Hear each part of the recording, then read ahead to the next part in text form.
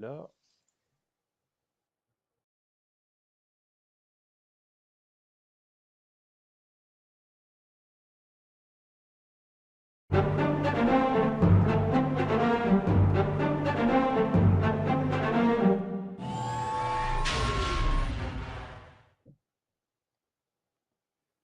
Good evening, Jedi Knights and Sith Lords, and welcome to the Star Wars Artifact Show. Eric, how are you doing tonight, my friend? doing good, doing good. Can't complain. Can you Yourself? imagine? It's our 20th episode already. Yeah, yeah. That's Already insane. 20 weeks, and then we took a couple weeks off. I think at one point, Yeah, but yeah, 20 weeks. Jeez. So it's pretty good. We're on a streak. we're I gonna have like to have it. an anniversary at one point.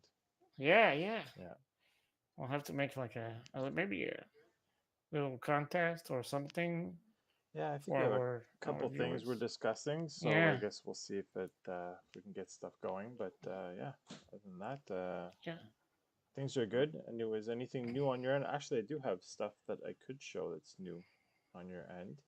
I yeah. Do you have prepared a little bit. the pictures I sent you today, or Yeah, yeah, I did. I'm cool? ready. Well, first, you know what? I'll Oh, talk yeah, about what go I with your got. stuff first. Yeah. I guess that's how the pictures roll.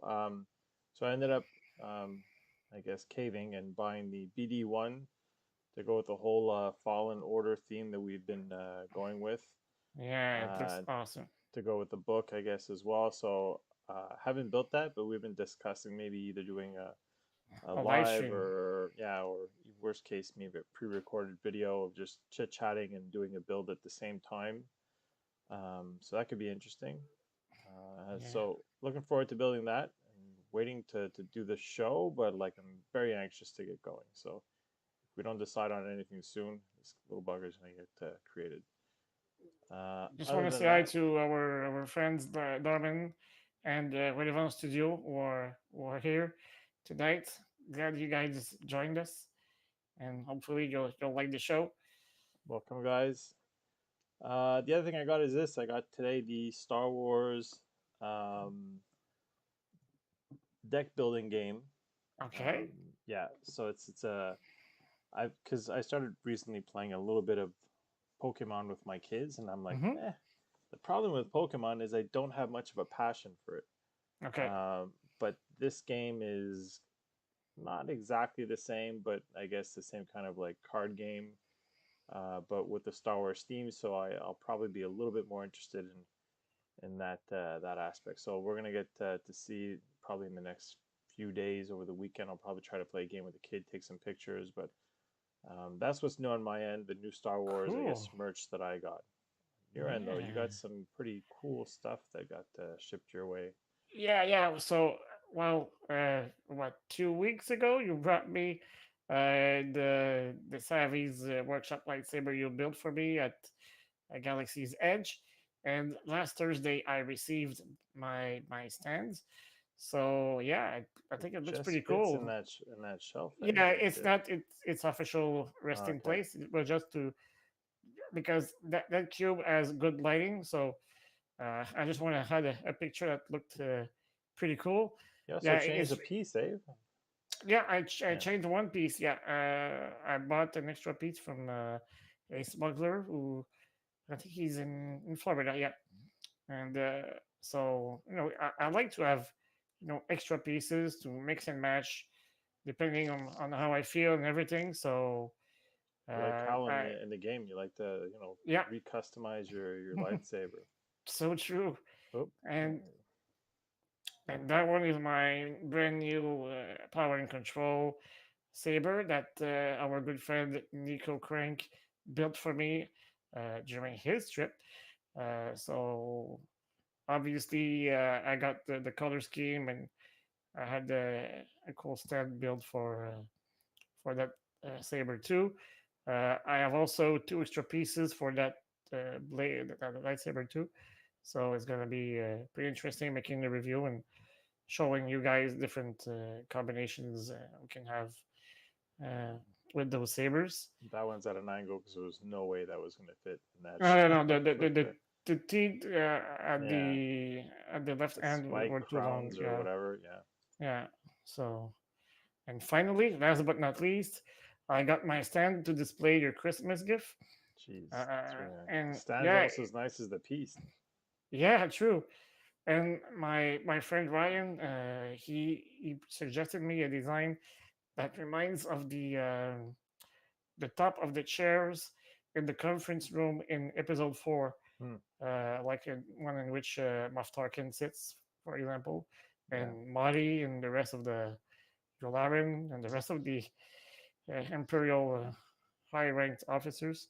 So yeah, it's pretty cool, and I can't wait to show it to you in real life. So nice. yeah, it Be looks nice work. awesome.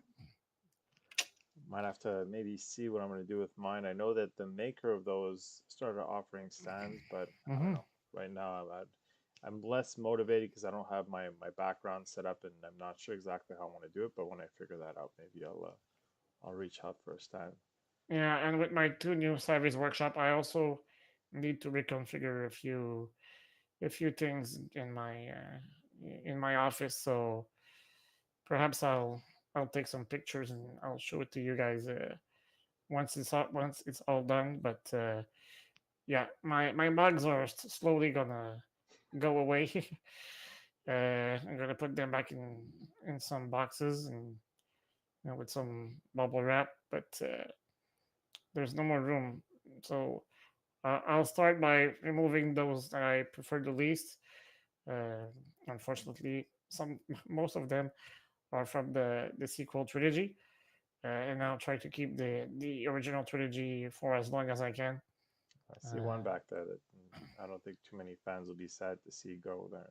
yeah, Jar Jar, right? Yeah, I don't know. How'd you guess? So, The Force. without any further ado, I guess we can get going on the Mandalorian this week. Yeah. Well, just a brief recap. That last show we covered chapter 18 of the Mandalorian, Yep. and we caught up with the Bad Batch as well, with episodes 11 and 12.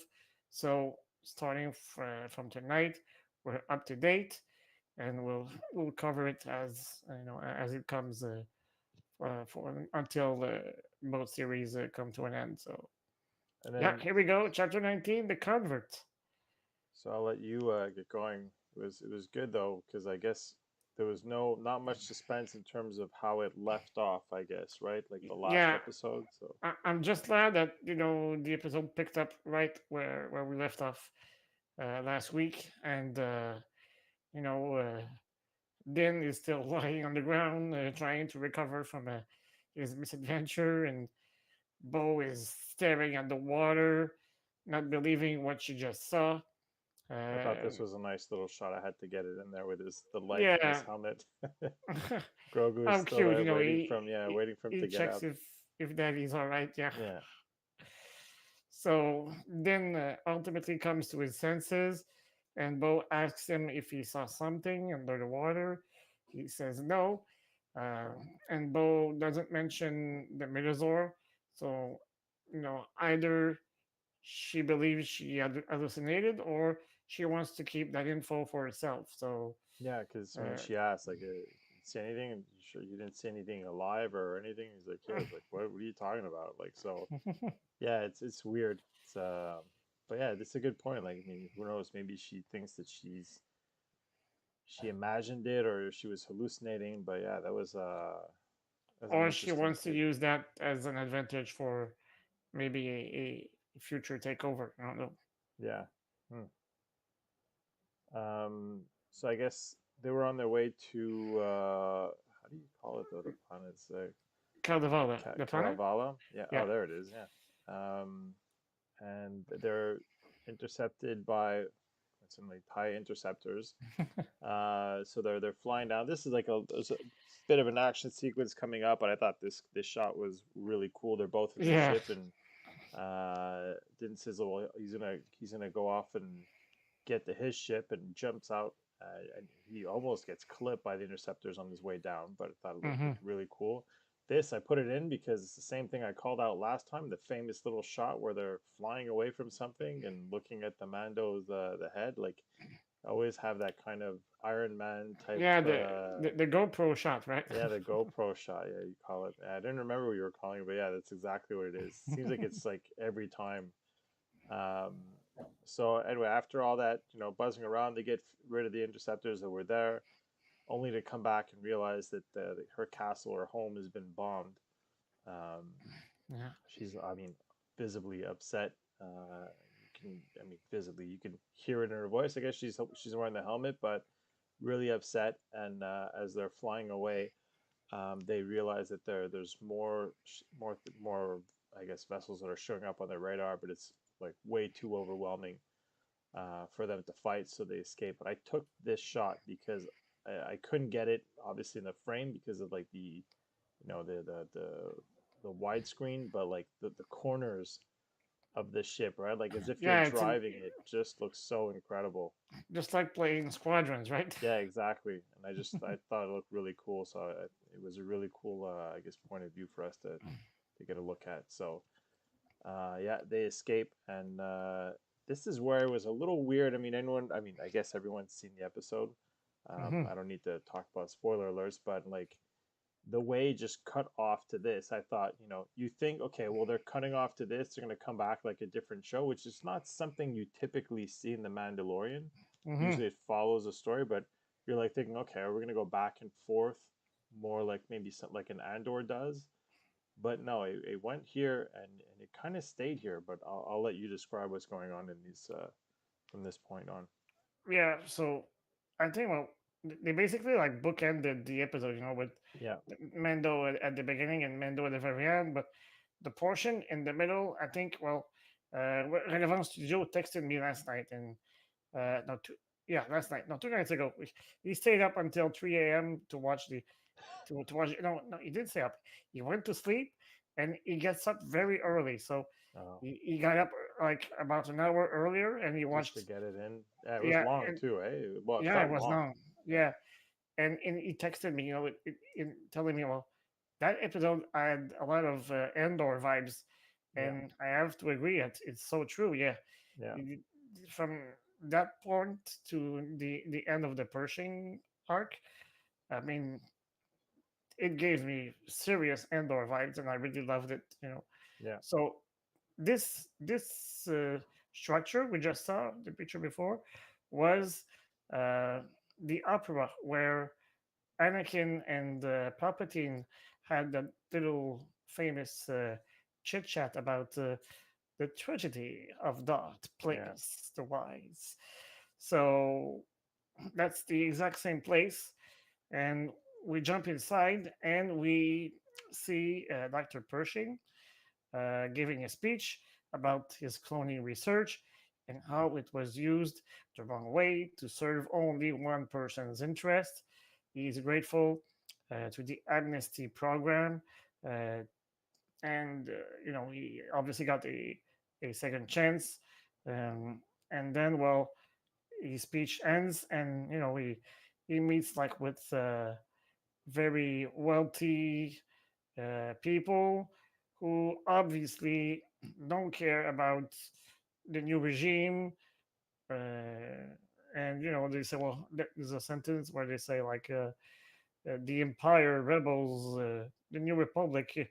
It's hard to keep track. I mean, and that lady next to the guy says, well, we try not to get involved. So, you know, they're just taking advantage of whatever type of government is ruling, and Well, I think they're also, I mean, probably in favor of his technology, given that, I mean, most of the ones that did approach him were a little older and, are thinking yeah, about their insurance policy and like, hey, if my heart goes out, I'm glad that you'll have another one or whatnot, right? Like, so, and being wealthy, they'll be able to afford those exactly, right? procedures, right? And it's funny, it reminds me of what was that other, was it The Island, the movie with Ewan McGregor? Yeah, When they exactly. were Yeah, yeah, they were making those, they were cloning people just to like use them for spare parts, saying they're going to the island, but that's when they were just basically getting their parts, which is anyway. I had a they big realize that they are flashback. clones, and Yeah, yeah, exactly. Um, this I'll let you describe this yeah. guy. So When he leaves the opera, he returns home in a cab, and the droid driving is a tribute to Walt McQuarrie's concept art for C3PO. It's also this same type of droid that was used as the infiltrator droid in the Rebel series. There's a few episodes where Zeb tries to prevent a droid like that to alert the Imperials that they have a base settled. I don't remember the name of the planet, but yeah, it's a pretty cool homage there. They gave to Walt Yeah. McQuarrie's work. He jumps to Pershing at the Amnesty housing where other former Imperials live. And on his way back to his apartment, he meets a group of former imps who welcome him. They say it is not easy after being transferred from the Reintegration Institute. So there's like some sort of a transition going on there. And well, they all introduce themselves, and they all have a letter and two-digit numbers as identification codes. So it's weird. I mean, they were TKs with a number, and okay, now you're not working for the Empire anymore, but we're still going to give you a letter and numbers to Or maybe they identify didn't you. have a name, right, or something. Like that's what I'm curious about. Like if Yeah, they well, were soldiers or depends on their ranking. But well, she had a yeah, name, yeah, you she know. did, but she wasn't exactly a TK, right? Like so. Yeah, she was an Um, officer, but yeah, I get what you mean. Well, you yeah, know, I'm not sure how that works.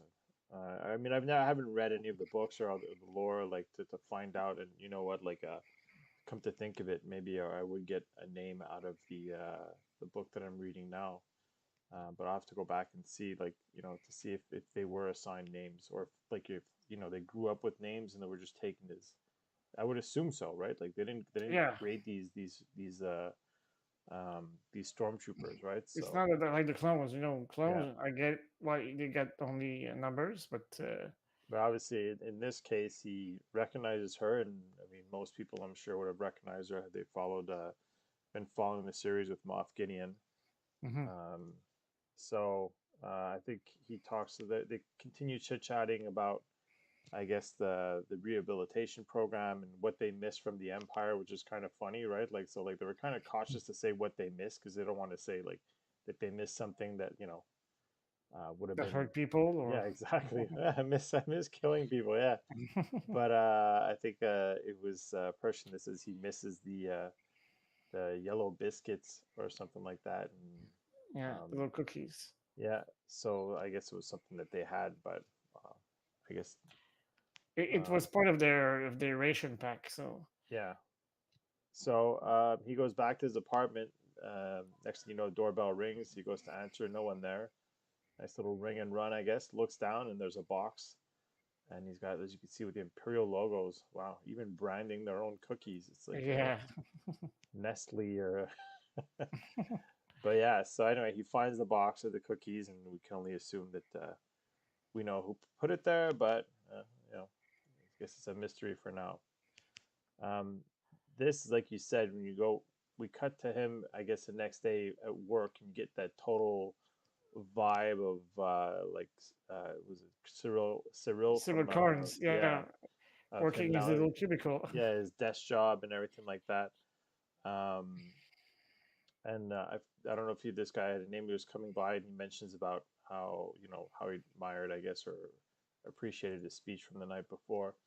I put this slide here because I thought maybe you can give us a bit more insight if you would know, if anyone would know, Yeah, the well, chips that are back there, right? so especially the one on the top rack. I mean, it's a data card that same model as Princess Leia used in A New Hope that she put inside the R2's little dome. That the data card, and we saw it also at the end of. I was about to say Endor at the end of Rogue One when they transmitted to rebel soldiers, on which the plans of the Death Star have been copied. So actually, if you look at my behind me on my shelves, You'll get to see Oh, the the same next data card to. next to R2. Yeah. Huh. So yeah, I'm already covered. Uh, Galaxy's Edge, can't wait. they have that at Galaxy's Edge. Is that where you No, got they it from? don't. They don't. Oh, okay. But I wouldn't be surprised if in a month or two something like that would come up. At Galaxy's Edge. And then goes on to I look at mean, here. he mentions his supervisor that he would like to continue his research. But his supervisor doesn't want to hear it. And Yeah. uh, the day ends and he decides to go to the Monument Plaza. That's a place where we saw some action in the Clone Wars series as well.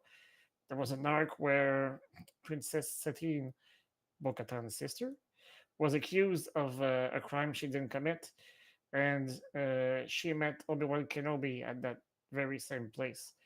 So I'm sure you remember it, right, Eric? Yeah, I remember it in great detail. I could describe to you scene by Yeah. scene the episode.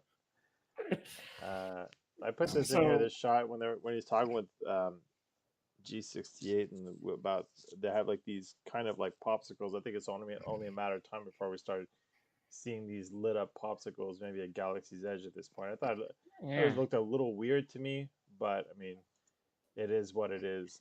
And and did you notice that she has a red popsicle? yeah, well, yeah, Little revealing yeah, yeah. for what's coming. I think anyone who was watching this episode was very skeptical of her in the first place, right? Yeah, I was, yeah, for She sure. has one of those looks. I think we've spoken about in previous episodes, like whether it be a Cyril Carnes or someone like her. Like there's people that have faces that which are very well cast, which they don't have a trustworthy face to them, right? Hmm. And for me, she just doesn't have one of those faces. Like you could just tell that like she's and I think it's because the change of expression from her in what you see in this episode and how you've seen her be super serious. It's like she can switch back to that like at any point. So anyway, I guess anyone who's watching it was kind of skeptical. And this, Yeah, I um, thought it was more obvious with Cyril, but at some point she's goofing around with him and they're having fun. So yeah, I had I knew she was up to no good, but I don't know. Maybe it's a part of me that was hoping that maybe she had enough of no, being an imperial and I didn't trust her one bit the whole time. I was just waiting. So this, you want to give a bit of insight on what this is? I thought it looked really cool and the yeah, story that one behind it was too. was awesome. Yeah, well, even Pershing is impressed when he sees that rock because it's the only place on Coruscant when you can see the an actual piece of the planet, and that rock is the peak of the U-Mate. It's the highest mountain on Coruscant. So just to give you an idea of all the layers there are on that city slash planet now, this is the peak of a mountain. So Well, their biggest imagine, mountain on the planet. yeah, the Yeah, biggest mountain. So yeah, so imagine, it's like at the how, peak of Mount Everest, right, or something. So it's like yeah, so could you just imagine? imagine what's everything around it, and so yeah, it's very impressive. Interesting Yeah, story for them to tell, also. So yeah, I thought it was pretty cool to add that detail. And there are mentions of that in the Clone Wars, and those who read the High Republic books. There's also mentions of that mountain in the book. So yeah, it's pretty cool. Darman brings up a great point, and I guess it's related to what we just spoke about. Because he's not sure how the Doc could have worked for the Empire like he did for so long and not be suspicious of people, like Yeah. especially her, man. I don't know. Like I guess it reinforces a little bit, what we thought. Um, Hmm. so I guess this was the following day.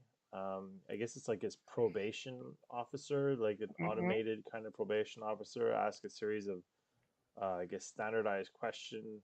Uh, Kind of weird, like the way like it's almost like they want for the record, for you to say like, are you angry at this? Are you angry? Like just so like they have it in the record book that if ever you do anything, it's like not, like it wasn't I guess, well, I mean, I don't know who would say, yeah, I'm super revolted and Yeah, upset. Like, I mean, they'd arrest you on the spot. But I think was it at this one, the first meeting that he talks about, yeah. The first um, meeting goes well. yeah, but does he bring up the fact that he would want to continue his research at the first meeting Not or at the first meeting, no. okay. So that was a little bit of an eye opener. And then he meets back with Darwin says, "I kept waiting for him to go postal and punch this droid." That's a good one, man. uh, so he returns home. He sees G68. Tells her that he's convinced that the research could be beneficial to the New Republic, and I think he's right. I mean, would it be financial or not? I mean, I guess who knows. Well, that's the Um, first time he mentions that he would like to continue his research. And well, she just says, "Well, why don't you?" yeah, And he said, "Well, the ethics of cloning, are the same with the New Republic and stuff like that." And she asked, "What would you need?" And it was like, "Well, I would need some supplies and a mobile lab and stuff like that." So yeah, she basically tells him that she could provide that kind of stuff to him. So, but at that point, he's still too afraid. He's not ready yeah. He's still to walking on cross the eggshells. line. Doesn't want to. Yeah, exactly. So the next day, I think that's when he kind of insists and not insists, but he goes back to his superior and mentions again the whole project and says something like, hey, you know what? We're real busy around here. Kind of like you could see that he doesn't want to get involved either or anything like that. Like it's kind of a weird exchange, but basically another one that's basically telling fall in line and don't worry about this kind of stuff. And Yeah, so he said, "Well, you could still fill a form, because he he he, he realized that some material is about to get destroyed, and it still works, but because it's imperial material, yeah, they decide to simply destroy it instead of, I don't know, give it a second life at some point to, you know, I don't want to say being ecological, but you know, I guess it's part of that, because we see so many giant planet, you know, uh, like the one we see at the well, beginning of Fallen Order, for yeah, example, and yeah. the other one where Darth Maul is hiding with his spider legs in the Clone Wars. So And what I mean, eventually ends up being Jakku, I guess, in a way as well, right? Like, I mean, it's not the same yeah. kind of, but I mean, it basically is, right? Like, Hmm. a lot of ships are there being scavenged and everything like that. So it's So he's kind of bummed about that, and he said, "Well, fill a form, but I'm not convinced that it's going to do anything positive in the end." And well, he goes to a second visit at his probation office, and you know he kind of he kind of knew what questions to ask to get like an unofficial permission to yeah, continue his work. I mean, yeah, he basically said, "Well, is the good of the New Republic more important than anything?"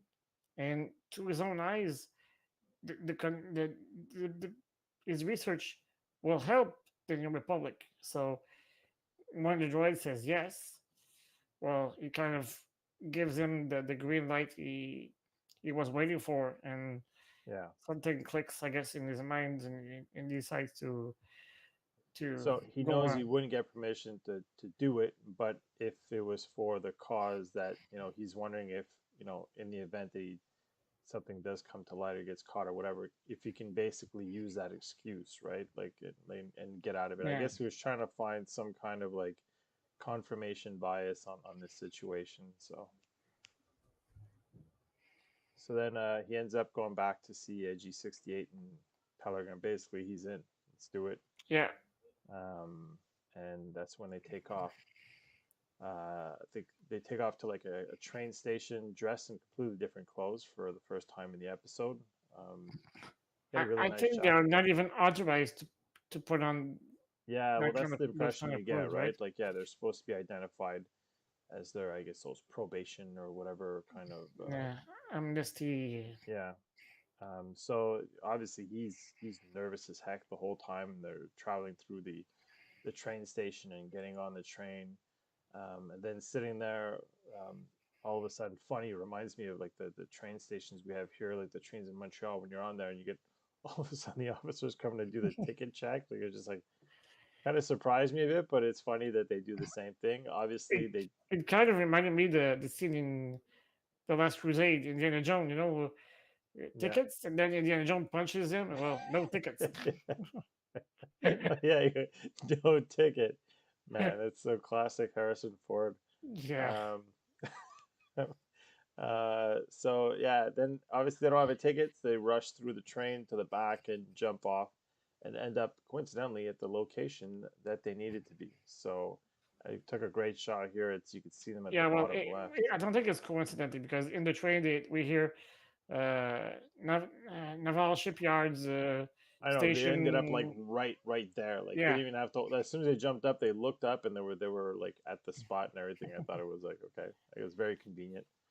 Uh, but I'm nitpicking. But yeah, you can see at the bottom left here they show up, and again, anyone who's played like you mentioned before, Fallen Order, Honor, like yeah. is going to be reminded of this. Just now, it's a different ship, I guess, Braca. right? I So was I yeah, was searching for the name of the planet. It's Braca, and yeah, and that shot is the only shot that was not on the YouTube trailer of the Mando season. It was only on the Disney Plus trailer for those who have a membership for Disney Plus. So that little scene was like a little bonus moment in the Disney Plus trailer. for me, it's just the scale of it. As I watched this, these things are absolutely massive, right? And I was just trying to think of the scale of like even how we see them now. They must be so far away from it. Um, True. but anyway, this is just something in my head that kept playing over and over again. So they So ended up they end in up front of it. on the destroyer. Yeah. He, at some point she apologizes for never properly introducing herself while on Gideon's ship. She decides to correct the situation by revealing her full name, Elijah Kane, communications officer. He does the same. Dr. Penn Pershing. We finally know Dr. Pershing's first name. Um, and well, inside the lab, Pershing packs everything he needs. They hear some noise, then they see some flashlights. So they end up fleeing the ship. And as soon as they reach the docks, they are arrested by New Republic security officers. And we discover that what we suspected all along was true. G68 is in fact working with the New Republic, and only Pershing is arrested. I You was can very see the confused here. Like, I mean, I maybe had the same face as him, where I kind of expected her, but I'm like, what's going on here? Like, because I was expecting her personally to be on board. Who knows what she's doing? I think she is ultimately doing that, as we were going to find out maybe a bit later. But I was trying to understand. Like, I mean, is she with the Republic? Is she with the Empire?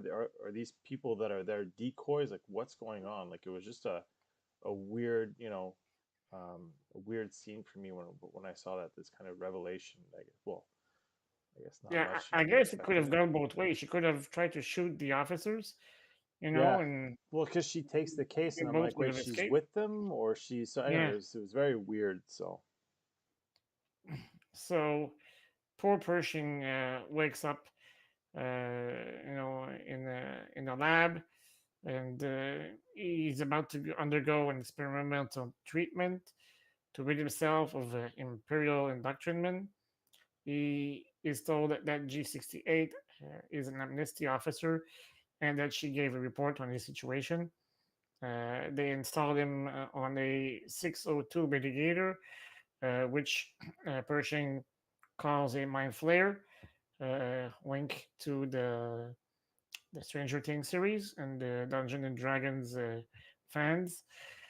And well, As according much to as he that, tries to deny it, right? He's like, no, it's called this. We prefer to call it this. No, no, no. Like there's gonna be pleasant visuals in there and pleasant colors or whatever he says, and like man, we all yeah, know what's gonna happen there. and poor Pershing claims his innocence, and he says, you know, uh, it's a trap, and we have Yeah, that that's why I took Mandalorian this guy. shot here Yeah, when it he says that. was This is the so face he cool. made immediately after, like, like I think Yeah, we all knew just what like he meant. I did the same face, and we're like, I think I heard that sentence before. Yeah, like wink, like it was I don't know, it was almost like a little bit too comedic at that point for that. Yeah, for the drama of the scene, I guess. Yeah. So they put that little helmet on his head, and as you mentioned, he supposedly sees like pleasant images, and but uh, yeah, our our new friend Elia, Well, they had it at a certain cranks up the frequency, right? machine. Like, yeah, she cranks it up, and that's where you could think, okay. And she asked to stay because, like, he was a close friend or whatnot. She mentions, but yeah, she cranks it up to really make sure, and that's where you think, okay, she's, I guess, working with them, but she's got another kind of agenda, and yeah, I think she's a double agent. well, that's what Darman is saying. Is I think she's a double agent for Thrawn slash Gideon, so it could be Yeah. either of them, and I guess we'll obviously find out. I think ultimately she wanted to basically find out, well, what is it that we need to get this work going again?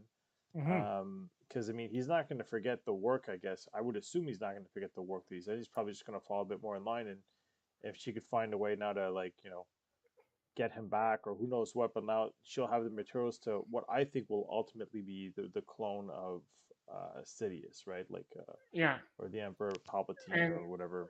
and the fact that she's eating an imperial cookie, you Yeah, know, it's a bit of a they're telling us that she's still an imperial, yeah. I think and that's pretty much what it meant there. Guillaume is also mentioning that it was a stupid mistake to let an ex-imperial officer working for Moff Gideon in position to torture a patient without surveillance. But the New Republic staff, I think they are like maybe too naive, thinking that because they got rid of the the, the big imperial infrastructure, that they are rid of all that fascism that they Yeah, but had to like you said, he's face. still on the run. There's rumors as to where he is, right? That they mentioned we forgot to mention that, but Yeah.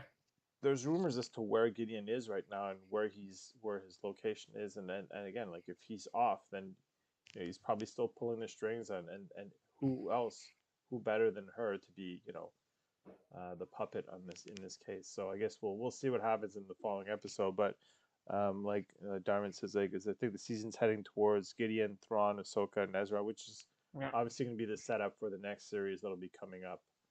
Yeah, it's Um, not the first time that we get some hints about the upcoming Ahsoka series. We saw yeah, the Purgils when they were in hyperspace yeah, in episode one, and well, the all those fighters at the beginning of the episode was, there were a lot of interceptors, yeah, and as I think it's Den notices that, you know, I don't think it's a how do they call them, an imperial warlord.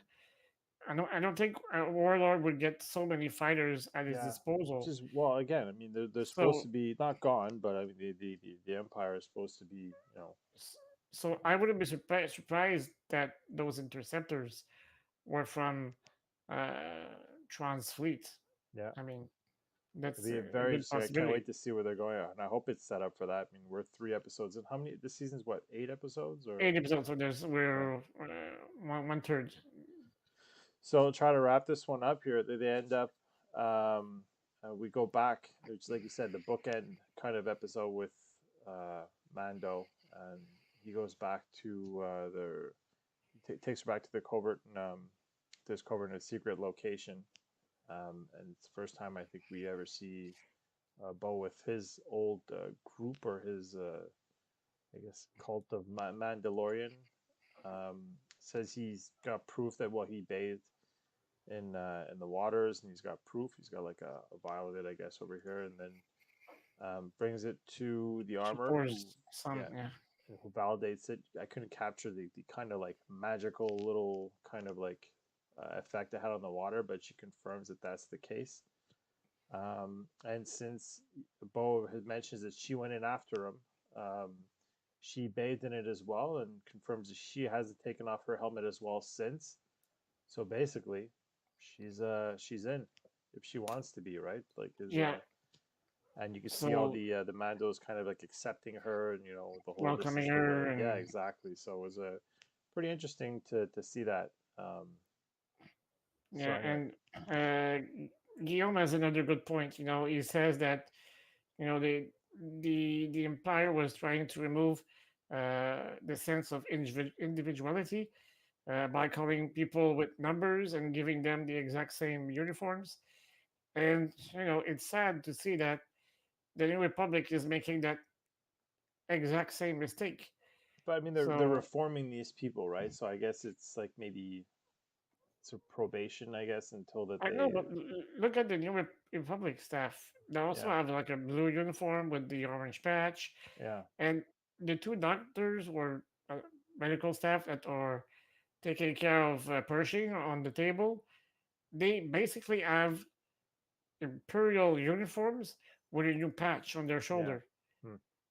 It looks a lot like the uniforms that Galen Urso's men had in in Rogue One, Yeah, yeah, and like the prisoners had uh, in Endor.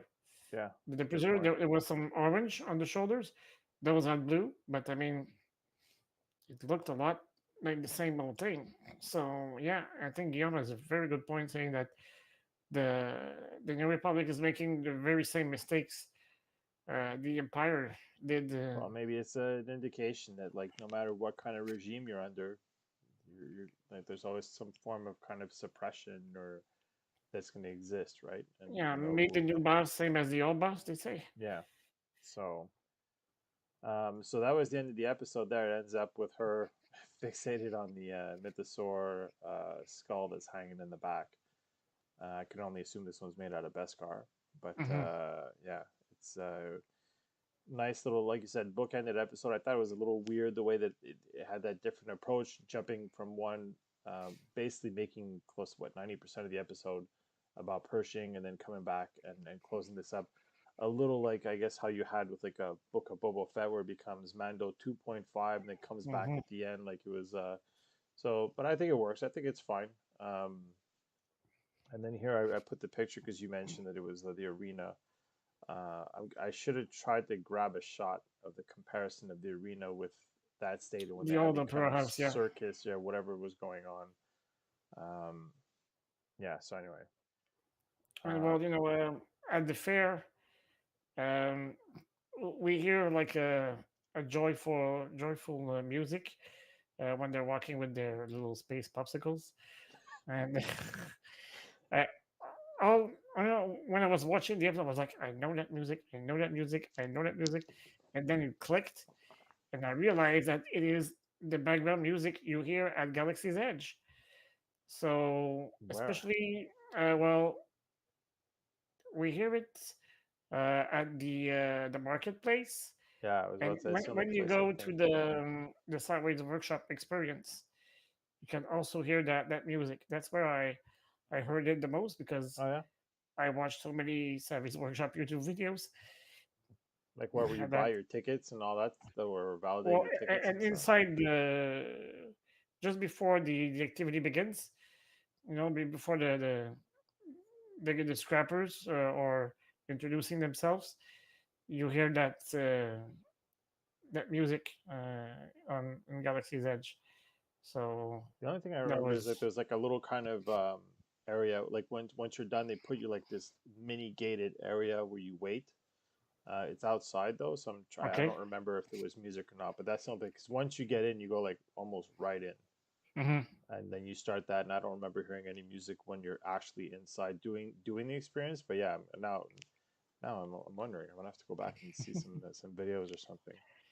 And Um, as when Pershing is talking to his supervisor, uh, his supervisor tells him, we have to take the parts from the old Imperial ships and make an inventory, and we also have to decommission the Alliance fleets, and that is one of the first thing that Ma did when she was elected uh, chancellor, I guess, of the New Republic. She quickly decommissioned the Alliance to give a non military image of the New Republic to contrast with the Galactic Empire, Yeah, which was ultimately a mistake because it paved the way for the First Order to crawl back and try to regain power in the galaxy. So it's funny. I don't remember what movie or whatever, but like some people need that structure and order in their lives that they kind of like gravitate to it, and it's kind of weird because all you do, you have someone else reintroduce it, whether be mhm. negative or positive, and like they need that sense of direction, I guess, in their lives, and I guess that's where I ended up going. Guillaume brought up another interesting point because I believe that now Bo-Katan is now accepted even by Mandos. She'll try to fight Din Djarin to get the dark saber and power cause this time. By doing so, she will have the support of every Mandalorian. And that's true. And you know that big dude, I forget what his name is. There, the heavy, Heavy Mendo, it's yeah. Paz Vizsla. So he's the whole time, even when Mando's coming back, you see he still has his reservations towards him, and he didn't really go and like accept him back. He was still standing in the Yeah, background while they were all going tapping on the shoulder. So and he ultimately tried to fight him for it too, right? So yeah. um, Well, they fought twice. Once yeah, in the first season, because he was kind of jealous of all the Beskar yeah, he grabbing him by had the throat or accumulated, put him, yeah. and So then in the Boba Fett series, he tried to gain the dark saber. So because if you remember in the Clone Wars, Pre Vizsla, who is like a great uncle or great grandfather, and I'm not sure, of Paz, he owned the dark saber at that time, and he only lost it to Darth Maul yeah, in the Clone Wars. So, but previous the fought Obi-Wan a couple times with the dark saber, and maybe he thinks it's a birthright or something like that yeah. he should own the dark saber, but he obviously failed gaining that saber. So yeah, I thought it was a pretty cool episode, and I'm pumped to see what's coming up next because we've practically seen all the images we were given in the trailers. Yeah. There's only the battle where Mandalorians go to Navarro, and there's like a But there was a space battle too. I think that it looked like it was a Republic ship or something at one point. I could be wrong, but there was something going on. okay. I'd have to find the scene, but I remember where we got the impression that there was gonna be a Oh, lot more space battling going on. and the droid bar that we saw also Yeah. in the series, but I think it's safe to say that 90% of what we saw in the trailer, the final trailer, was shown already. So So on to the Bad Batch. I yeah. gave you my impressions, and I like I like everything that's coming out. This one was a little bit of a filler to as we work our way towards the final episodes. It was called Hmm. Pabu. Really cool. Like the first scene, the intro to this whole thing, which is kind of funny because I had to go back and when I take my screenshots, I try to do them in like a number or order and everything. It was a good Hmm. like maybe 5 or 7 minutes of episodes before we got that kind of title screen. I think when we did it in I think it was Mandalorian, the episode before. Like they had the whole intro with Bo-Katan and Mando, and not until we got to the Hmm. Persian did they show like that intro for this. And this had the same kind of vibe to it. You had a long start to it, but a really cool scene in the bar at the beginning. where Fee is and then the Bachelor they're negotiating some kind of deal for what looks like a statue. I don't know if there's any insight you know more about this, but it just looked like a Well, Dickinson. I don't know anything about that little artifact there, but Yeah, that scene was, every time Fee is in an episode, we get some Indiana Jones vibes. yeah, I mean, that scene reminded me a lot, and I'm sure I'm not the only one, of the opening scene in the Temple of Doom, where Indy is at one end of the table, he's dealing with Chinese uh, gangsters, I guess, and they turn the table, and he puts the, I think it's a diamond, a huge diamond, on one side. They turn the table, he gets the money, he takes a drink, and accidentally he took some poison, and that almost happens in the Bad Batch episode. yeah. She smells it and she's like, "Oh, you're trying to poison me now, Yeah, Crowder." and he's like, yeah, you got me, but like like wow, like no, I guess no remorse on his end. Yeah, And he switched to Plan B. yeah, Plan B, which is what's the name of this creature that That, we've seen before? those are cocoons. Yeah, we saw them in Attack of the Clones. Those are the same creatures that Zam Weasel sent to a droid to kill Padme Apparently, yeah, after Jango Fett's failed attempt on the landing platform. So yeah, same kind of creatures, and that fails also because Hunter, throws his knife and he gets it. So there's a huge gunfight that ensues, and those were pretty reminiscent to Indiana Jones scene. A gun blazing around and people fighting.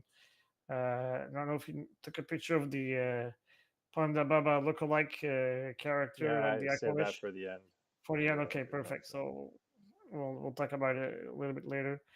And yeah, well, ultimately he calls Tech for a For a pickup, pickup, and yeah, yeah, and they escape with the artifact. So I guess it's mission accomplished.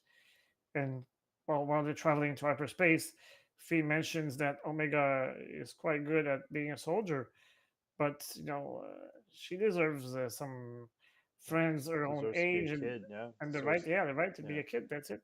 yeah. And that's when we get our. They get a. I guess Sid like it gives them like some kind of transmission, and we find out that it's they haven't been in contact with her for over 20 days, 20 rotations is what they call it. Yeah, 20 days. Yeah, She reminds them that their mutual beneficial agreement.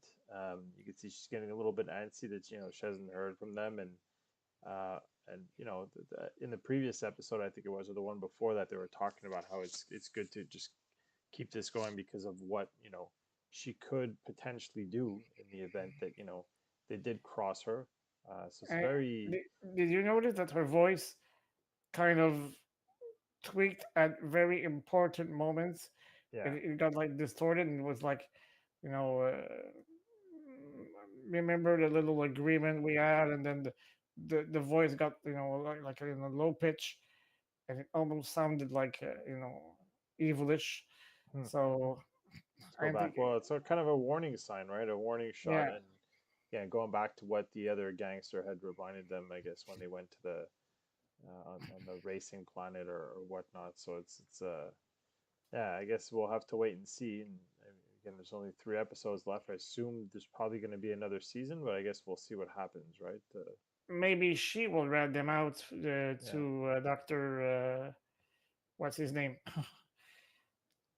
Oh, from The the doctor last on, episode. yeah, from the last Yeah. episode. Well, I mean, if we're gonna throw a prediction out there, that could happen, and then that's when we're gonna see Dr. Crosshair. Hemlock. That's his name. Yeah, uh, Dr. that's when we'll see Hemlock was on Crosshair kind of come back and Mount save the Ventus. day. We had our own predictions of what's going to happen to this, but we'll get to that as we go. Um, so after that, they ended up going. Fee They brings them. traveled to Greece, to Yeah, the that's what it Santorini looks like, right? Island. Yeah. So was there a name for this planet, or We don't have the name of the planet, but that island is Pabu. So yeah, okay. basically there's nothing, no line in sight with exception to that island there. They arrive, and was there a name for him? I'm trying to remember the Yeah, it names. Of was Shep. Shep. Okay. He's the So mayor of Pabu.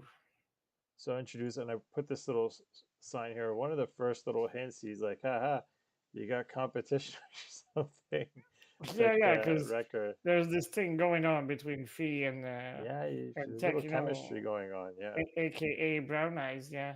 yeah, So he's teasing Tech because she gives Shep a big hug, and he's like, "Ah, you got competition now, yeah. Tech." And yeah, that's pretty funny. But uh, yeah, so this is I thought it was refreshing to finally see a place where there's no empire, no real danger, aside from Mother Nature, maybe, but Yeah. uh, they just can unwind and you know forget about their problems and just enjoy life Well, and you can see it's what she was kind of referring to, right? Where mhm. it gives Omega a chance to be what she is, which is, a kid at heart. And yeah, she's a great soldier, I guess, but like, she deserves a chance to, uh, to live the life that a kid has and like a little bit of a worry-free life, right? So, And that whole situation happens because Fee realizes that they're cutting ties with Sid, yeah. and Sid is not even aware of that island. So he, it could be like a some sort of a safe haven to the Bad Batch, on the long run. But So we also find out, I mean, I didn't put it in here, but the artifact that she found there, she ended up, well, buying, stealing in the end, who knows what. She's gonna go and put it in, I guess, I don't know if it's like their kind of archives or whatever over here, right on this planet, yeah, like her kind of collection or whatnot. It some says it, sort of museum of yeah. So it's cultures. there's talk about it not being worth much, but like sometimes it's not worth much. I guess there's not much money value to something, but it has more of a sentimental value and Yeah, whatnot. So just like I said, I put this picture here because you keep referring to Greece, that Greece looking thing, and I think that picture definitely captures that kind of vibe. This when I saw this little creature that I was thinking, well, is this a new toy that's going to come out soon? Like, are you going to try to market these? But yeah. Another Galaxy's Edge puppet available at the creature stall or something like that. but they're invited to have big feast and whatnot, and you see them just living it up, enjoying a big meal to the point where like I think your record even says he's full. It doesn't remember ever being full like that, and so even after. He mentioned like he's never full. Yeah, exactly. And even after that, they bring out dessert, and he's like, yeah, I'm all in. It's funny that it looks like they're just basically eating the seafood sushi type stuff that you would see, I guess, on our plate, our home planet over here, right? So, Yeah, so and well, yeah. So Omega and Liana, which is Shep's daughter, by the way, we forgot to yeah, mention that.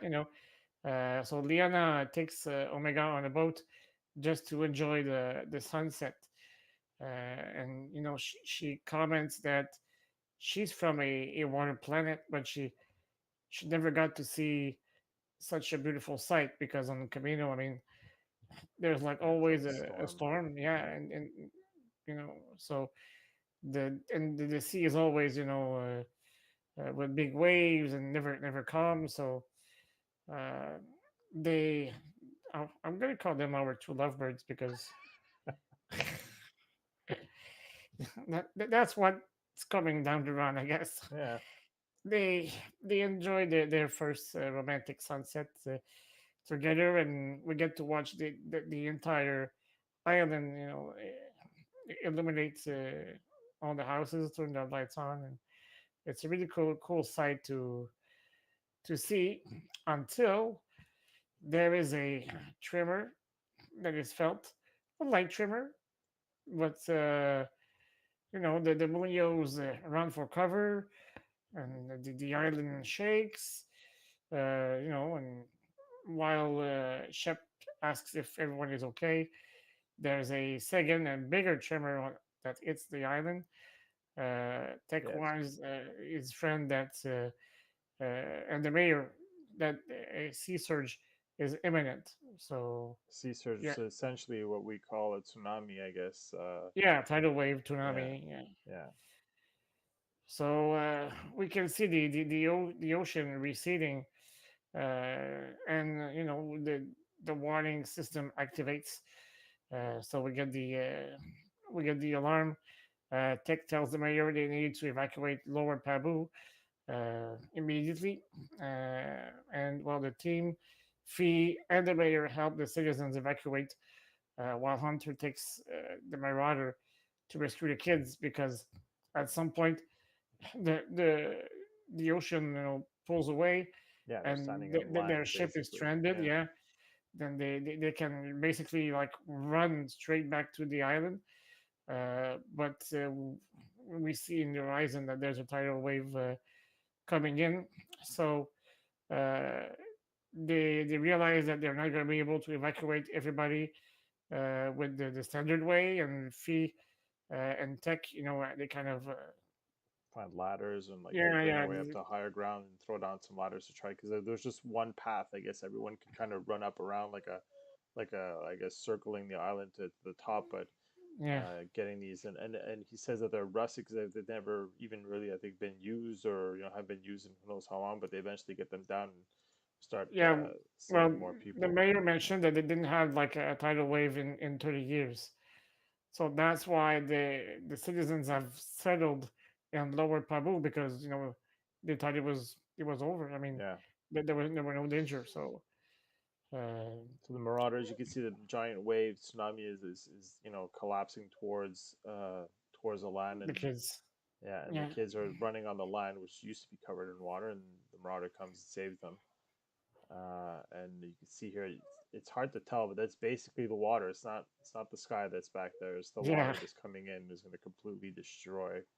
Um, Lower Pabu. yeah, and obviously he's devastated by what he's seeing, and Yeah, um, because those citizens basically lost everything. I mean, yeah. so they that's the extent of the damage we see So I put at the these just bottom. to kind of like Ah, before and after. That's pretty yeah, good shot. Yeah. yeah, just to see like basically All life completely thriving, and yeah. then yeah, all the devastation afterwards. So, yeah. So then I guess in the end they just kind of like reunite. You can see everyone's up there, starting to talk about what's next, um, and I think it was Hunter. They were talking about Well, where go ahead. Shep, mentioned that they're gonna have to rebuild and help those citizens, get a new home, and something triggers in Hunter's mind, and he says, "Well, maybe we could help. We could stay and help." And the mayor, likes that idea and says, "Well, they're more than welcome to stay if they want to and help." So finally, uh, Omega has a home, and And I clearly see Omega and whoever survives from the Bad Batch at the very end of the show, you know, go there and live a happy life. So in this shot and I took, it's like full circle. I guess at the beginning we get to see what that kind of artifact statue was in the yeah, end. So the tree, and it makes you wonder how they got a hold of it.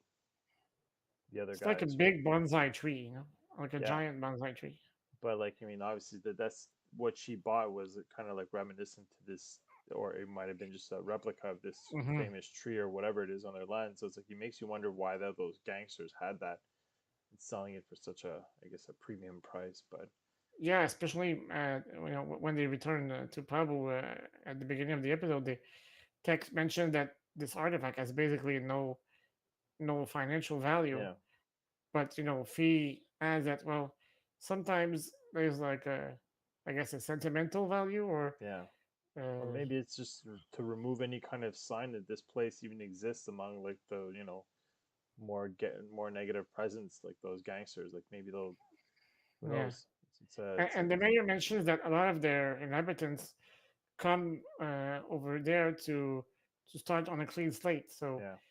there are inhabitants from, I guess, many systems, and if they can have a little part of their culture or their homeworld, I guess that's comforting in some way.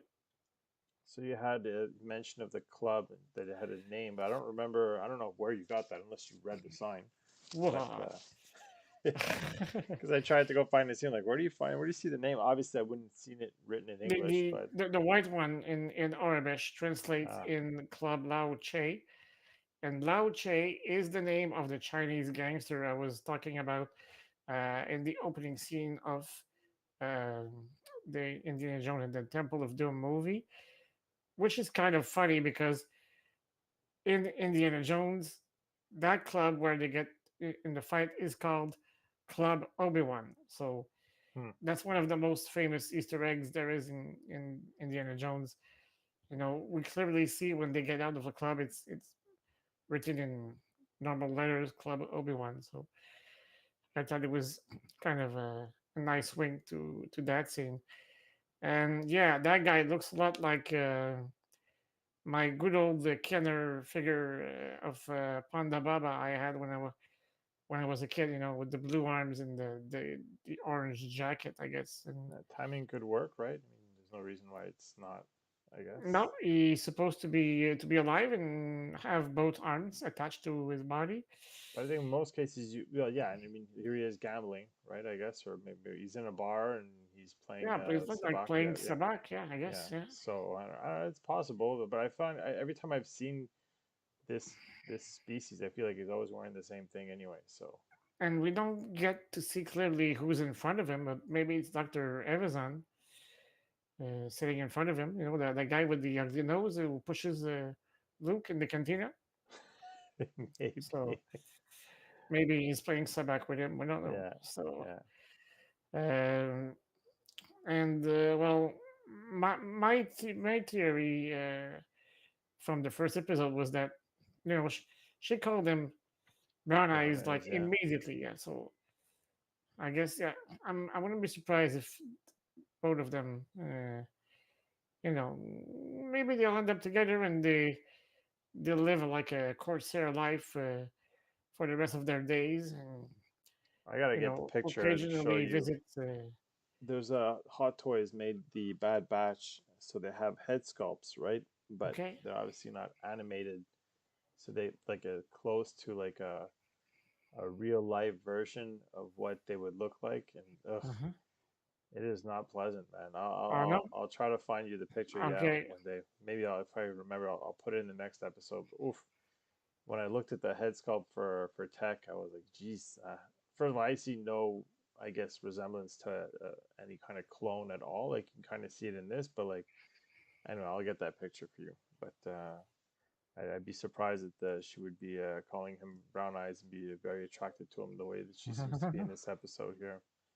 Um, but Yeah. yeah, So so and you mentioned the episode, giving you the filler vibes, I guess, and to some extent, I agree with you, but I think they just planted the seed for something bigger that will come at the end of the either either this season or the series.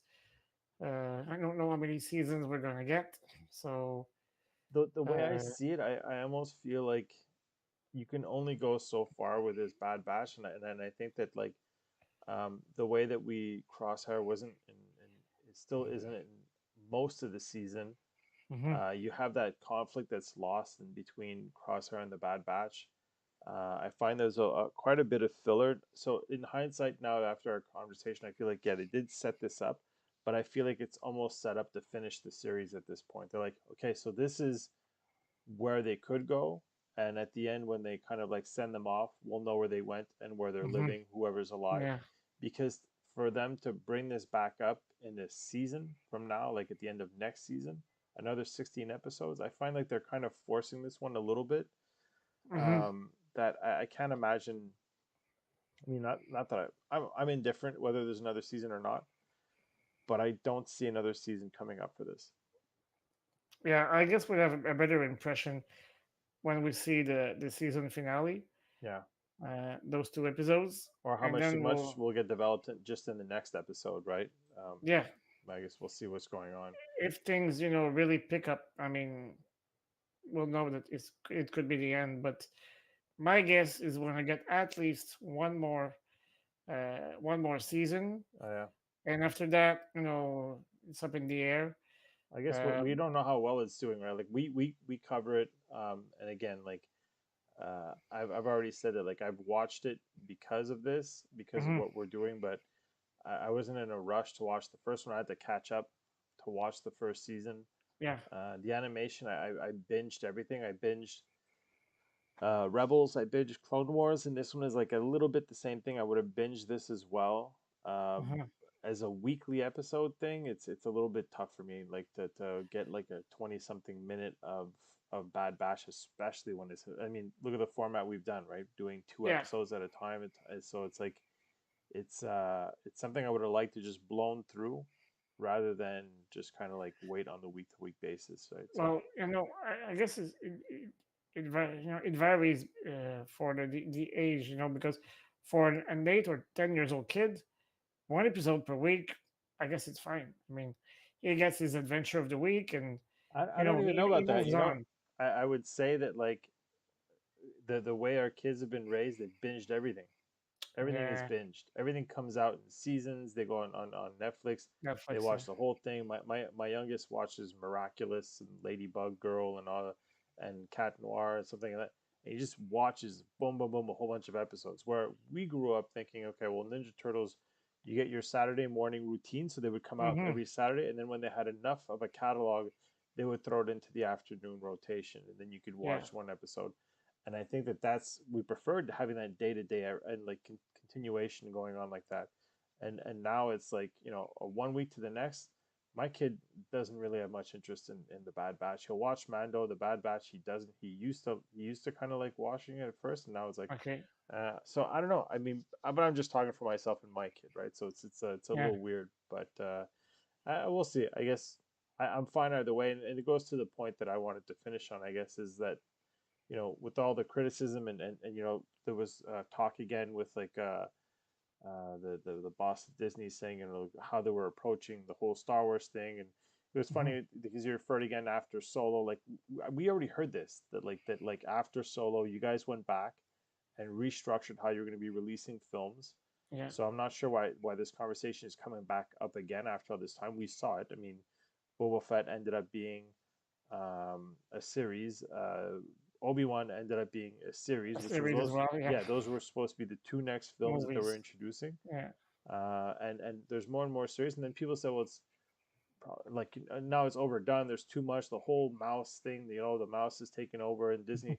But you know what? Like for years and years and years, we wanted content, and then you'd be starved from it. Just to all of a sudden came out with episode one, and then came out with the sequels, and but to have this regular rotation of stuff coming out, to know like almost on a weekly basis, that there's new Star Wars content coming out. I mean, Hmm. I'm more than excited. I'm more than welcoming to it, Absolutely. Yeah. as long as it's quality product and not throwing out something just to do it. Which I think they went back to the drawing board and fix. I hope. I mean, I know Solo. Some people it's mixed emotions. A lot of people have kind of it's grown on them. I would be happy to see a series on Solo Yeah. to show some continuation as to what happened there. And but I mean, for me, And I mean, we have the luxury of complaining about both quantity and quality of the content. And 15 years ago, there was just no content, so there was no complaining. It's like, you know, we're fortunate to have that many Star Wars content. And as you mentioned way before, you take what you like and you leave what you don't. yeah, it's And like it's on a menu, and like it's and the comparison I've made, and even though I didn't like episode 8, is when I say, well, you binge anything, whether it be Breaking Bad or any show. You know what? There's some seasons that are not as good as others. Out of 8 seasons, there's some that won't be good. Some episodes are not yeah, that good and everything. So like you said, you take what you get. But there was Darman that's saying here, it's like I completely agree. Nobody hates Star Wars more than Star Wars fans, yeah, and it's true. It There's some sums it up some pretty people. well. I don't know anyone who's not a fan that hates it. They just don't watch it. They're just not interested in like Star Yeah, Wars, but they don't hate it, right? true. But well, maybe maybe Star Trek fans hate Star Wars. Maybe I'll go with that too. Um, he goes, and there's the one. They're the ones that complain about the stuff. I True. enjoy all the stuff, movies and TVs for what they are. Exactly, I couldn't agree more. And if you watch them through the eyes of a child, like I was when Episode 4 first came out, you tend to not hate any of it. And even when I talk about Episode 8, it just frustrates me. Hmm. But I don't hate it. I hate the director. I don't want to say hate. I really dislike the director because of the doubling up on some of his comments and being arrogant at one point and saying this and like Yeah. that kind of bugged me. But overall, the whole story arc I appreciate. The sequels, is it my favorite of the trilogies? I mean, no one will ever dispute that the original Hmm. is probably the best. But like Yeah. I think as a story arc, I liked it. I didn't appreciate the fact that the third movie ended up having to be a bit of a patchwork to the second, but overall, I like the story. When you sit back and realize what happened and what developed, I'm fine with it. And overall, like you said, well, like Darwin said, I mean, the only people that are complaining and hating on this is the fans, and you get the people that are the purists that and I completely respect if you're an original trilogy, Yeah. that's fine. But there's one thing that I find people like just because you don't like it, it doesn't mean you have to spend too much energy hating it or trashing True. it So or true. Yeah. or being condescending towards others because they like it, right? Oh, Yeah. that's not my Star Wars. That's not so don't watch it. But like the thing Yeah. is that That's the it. fact that you still watch it, it's like the people used to hate New Kids on the Block, but they can sing the whole damn song, right? Like it's like so, yeah. You still somehow you still can't take yourself away from it. And if you don't like it, then it's fine. It's like it. And what was it Ricky Gervais that said the comedian that Yeah. he says that people on Twitter they don't like what he's saying. They complain. They write back. They tweet him and all that stuff. He goes, but they follow him. They follow Exactly. him, and he goes that's the equivalent of like going to like your like there's a on the bulletin board there's a tab the phone numbers for guitar lessons and saying offering guitar lessons. You take the number and you scream, oh, but I don't want guitar lessons. He goes, so it's not for you, leave it there. Don't worry about it. Don't follow Hmm. people you don't like. And if you're this is not your Star Wars, you've already made up your mind.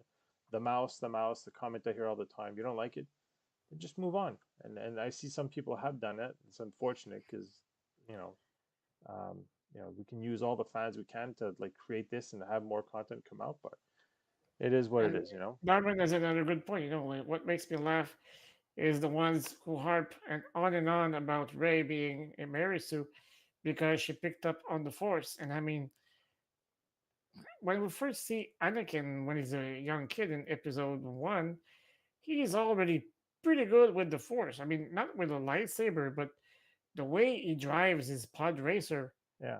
I mean, he wasn't taught about the Force, and he developed that gift Well, himself, you want to being talk about Luke? Luke a had great pilot. zero force. Like when Yeah, he meets Obi-Wan, doesn't have any.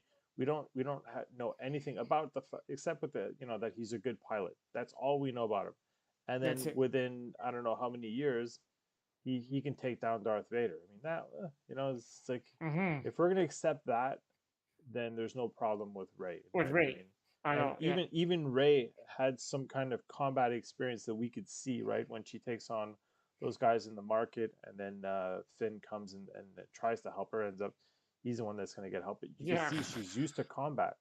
Luke, Hmm. I don't even know if he had ever fought anyone before in his life. All of a sudden, he can wield a lightsaber, right, and Hmm. fight, right. So that's the. I mean, there's so many inconsistencies, and I think at the end you got to just like accept it for what it is. It's a movie storytelling, uh, And some people say like the invented Force powers in the sequels, but I mean, how can you say they invented? I mean, those person must have been so angry when they saw Luke pull his lightsaber from the ice cave in the Wampa cave because we had never seen that before. I mean, it's not because we haven't seen something related to the Force happen before your eyes. that it You're wasn't referring to there. that the FaceTime thing, or because Uh, that I thought I have to. For me personally, though, the FaceTime thing, all of a sudden they could oh, just the talk. dyad thing. You mean the when the Ray and Kylo connect together? Yeah, when they could just talk to each other, just like Yeah, yeah, basically yeah, yeah. like a forced First, FaceTime. All of a sudden, like I thought that kind of okay. came out of the blue. Like before, they can kind of sense, but now they could like essentially talk to each other face to face. I thought that did kind of come out of the blue, but again, I'm gonna probably put it on the whole episode 8 thing, and it was a little bit different. But at least JJ brought it into the next episode as well, right? Like he continued on, didn't And just we got an disregard it. explanation for it as well. Yeah. So So yeah, obviously, I think that never bothered me honestly. But you know, well, there's that. There's the going back healing, to you know, episode like eight, the healing with I think that was it for the fourth ceiling. Yeah, yeah. I mean, all of a sudden, but we and and because there was it a all timing happened of in the the span Mando, of two right? days. Yeah, on the Friday we saw Grogu do it, That's why they and released the episode, though, right? At yeah, that yeah, time, yeah, and yeah. the day after we were witnessing Ray doing it. But I mean, come on, I mean, the Force has been around for thousands of years, Well, and we only saw like a few Jedi's, and not all the Jedi's have the same powers. I but mean, you can bring that back to what that conversation you were talking about earlier between Palpatine and Anakin. You know, you can mhm, save someone, you can heal. Basically, he's telling him you can do that, and we actually yeah. saw it. So, like, it's not like if there was no reference to it whatsoever. The fact that she was able to develop that power is a little bit, but I mean, again, let's take it to We're face not value. trading. And You mean sorry, yeah, we're well, not exactly. trading? You mean okay, okay? Well, Because like let's say Mace Windu excelled in dueling, yeah. but Jedi like maybe like Oporanthesis or Yavil Poof or more in the telepathic, powers and the telekinesis stuff, So And the uh, younglings on the Coruscant excelled in dying. So yeah. you would think at least one of those little kids could have put up a fight, I guess, but no. Well, But Riva survived. I'm going to yeah, start another controversy now. she did get stabbed though, right? Like or Yeah. twice. No, She well, has no. I mean, when she was a youngling at the temple when Order 66 happened, Yeah, but did she get she stabbed was again, one right? of the few. One that survived. Well, Grogu as well, I guess, is what we're. Yeah. That's the other scene I think we haven't really. He's the ultimate youngling. But I mean, are we supposed to? Did we see that in the trailer? The clones, and we're Well, talking about the Order 66. now that you mention it, there's like a moment in the trailer where we see the Jedi's, and there's like a door about to be breached in front Yeah, of them. can only assume is Order And, 66. or I got another theory to throw at you on the Yeah. go. Maybe it's when the Mandalorians walked into the temple and got the dark saber from the archives, Oh, like yeah. hundreds of years ago. Like, Yeah, possible. I think though with Grogu, I think they're gonna show us a little bit more of an origin story to him, and but yeah, very possible. yeah. So it was definitely the temple. There were definitely Jedi's, but what was behind that door? It could be like the more obvious answer that you mentioned, the clones in Order 66, or it could be the moment when uh, we uh, we saw when the Mandalorians came in and got the sabers. Because there's another shot that we haven't seen yet in from the trailer. It's when Sundari, the Mandalorian capital, and we see that it's all green around it.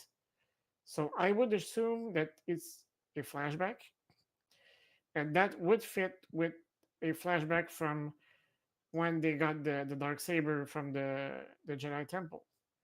He says it could be So Anakin. I was gonna say the same thing. I mean, who knows? I think I'd have to go back and see, but like, could be it could be Anakin. But it they had because him for he was some. there for the Obi-Wan series. So yeah, Yeah, they could have so it shot could that have. scene at the Yeah, same time. could have definitely done some. But on that note, let's wait and see what happens next week. What's up on the menu for tomorrow? Yeah. Well, tomorrow I have my review coming out for the Tales of the Jedi Count Dooku lightsaber, which right above the Jar Jar Binks mug you referred to earlier in the show. And we'll also do a quick comparison with the Dark Tyrannus version of the saber. So, what are the main differences and stuff like that? So, is the sound font the same? And the on clash effects, are they better, worse, the same? So I'll I'll do a cool analysis on those sabers. So it's gonna come out at 1:15 p.m. tomorrow afternoon for our English viewers, 1 p.m. for the French viewers. So yeah, I hope you guys will enjoy that review.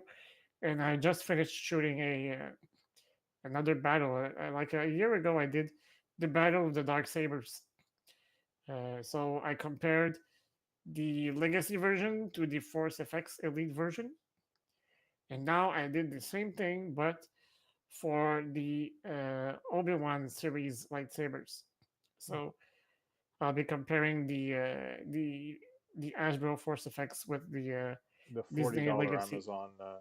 $45 Amazon, yeah, lightsaber. So our good friend Nico Crank borrowed me his lightsaber and was able to make a comparison. Those are extremely long videos to both shoot and prepare because there's so many pictures that need to be taken and so many paragraphs that need to be written to give an accurate and complete analysis of those sabers that it takes a lot of time. I usually wrap a review in a week, but I had to step in this week as well to finish it in time. I finished it on Tuesday, so And uh, for those who haven't seen the Tom Spina conversation or discussion that we yeah, had, head back, click on the channel, um, go take a look at that conversation we had with Tom Spina. If it's just to get some information, even if it's not to listen to us talk, just to listen to him talk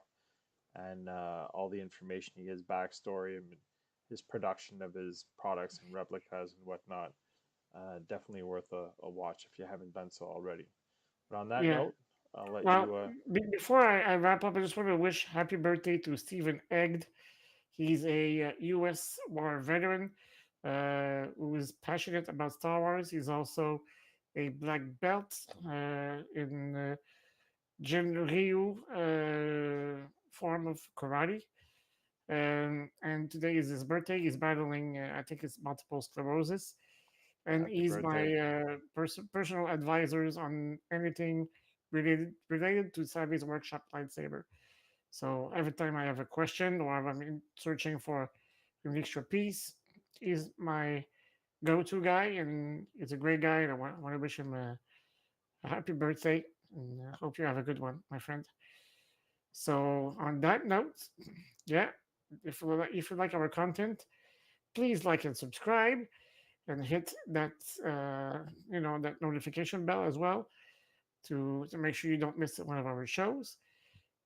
Pretty soon, I cannot say an official date, but we're going to be available also on Spotify and on Apple. We're working on it. We have to wrap our head on how it all works, but it's something that is coming up in maybe a few weeks. So we'll let you know when the episodes are available, and hopefully you'll be able to catch us at different moments of your day. If you can't get enough of us, you can listen to us in your car now. I guess on one of Yeah. those.